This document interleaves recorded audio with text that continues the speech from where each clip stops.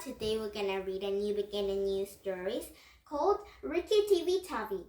This is about an animal story, so we're gonna start reading on the first page. But this story is really long on the one page. So we're just gonna read the 4th page today, and we're gonna read more pages tomorrow.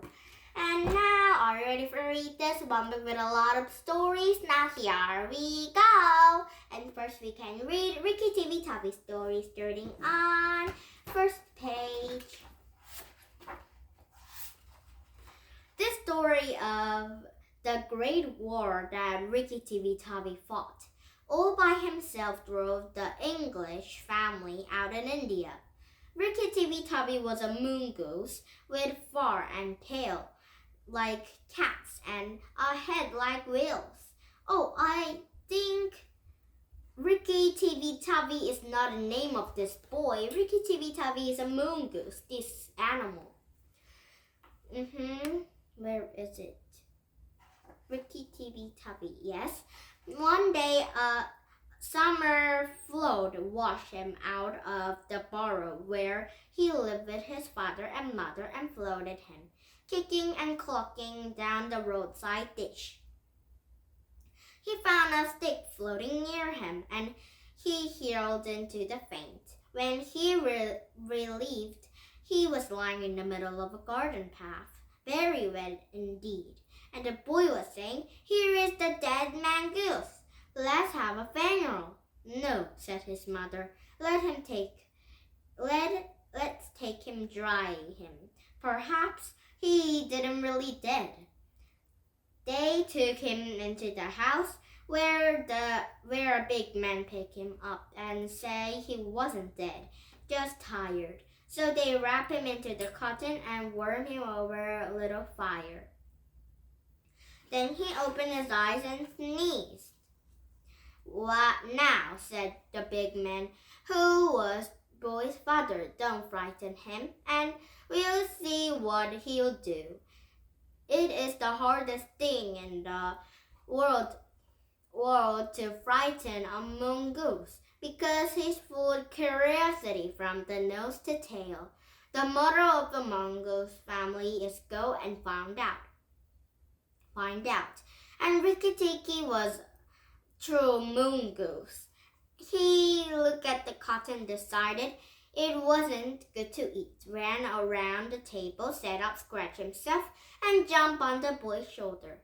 "Don't be frightened, Teddy," said father. "This is a way to making friends." "He tickle," said Teddy. Rikki snuffed into the boy's ear and climbed down to the floor where he sat rubbing his nose.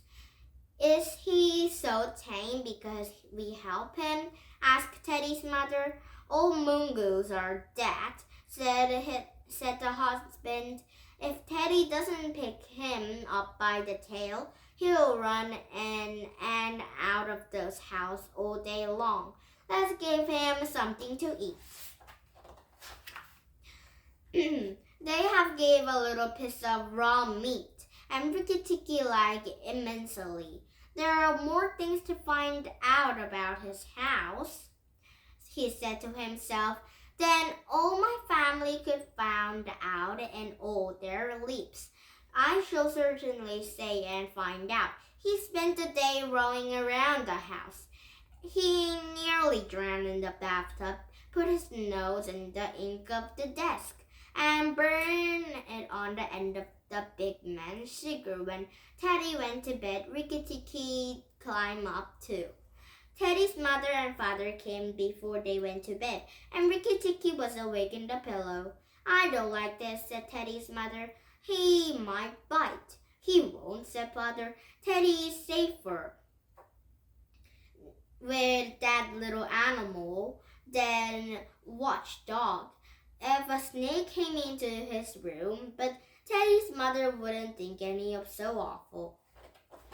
Early in the morning, Rikki came to breakfast in the porch riding of Teddy's shoulder, and they gave him a banana and some boiled egg, and he sat until another lapse of after the other. Then Rikki Tikki went into the backyard to see what was to be seen.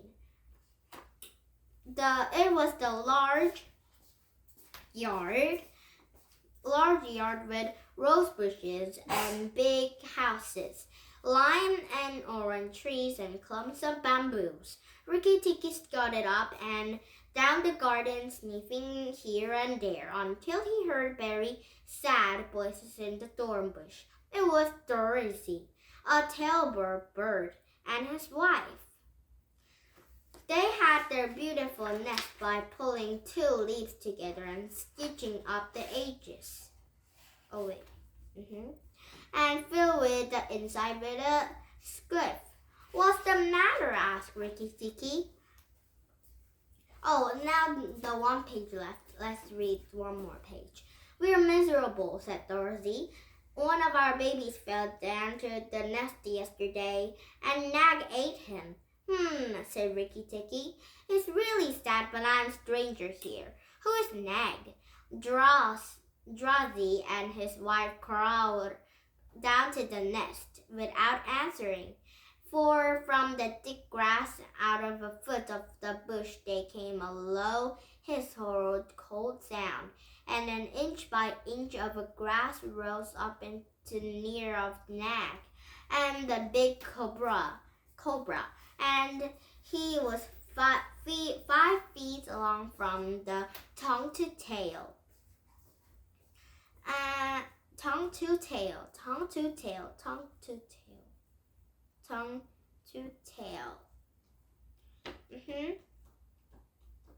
Horrible sound. When he had left 1/3 of himself clear into the ground, he swayed like a dangling trumpet to the wind, and looked at Rikki Tikki with his wicked snake eyes that never changed their expression whenever the snake may be thinking. Who is Nag? Said he. I'm Nag. Look, and be afraid. Rikki Tikki was afraid for a minute, but it's impossible for a mongoose to stay frightened for very long. Rikki Tikki had never met a live cobra before, but his mother had fed him on the dead ones. And he knew that mongoose' job is to fight and eat snakes. Nag knew that too. And the bottom of his cold heart, he was afraid. Now we have read 4 pages, maybe 5. So tomorrow we start reading on this page and the end of reading at more 4 pages or more 5 pages.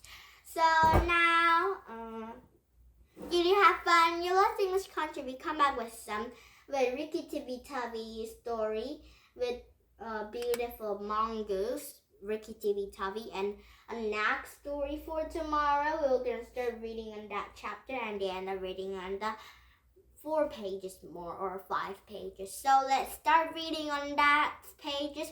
And now please thumbs up my YouTube and bye bye everyone.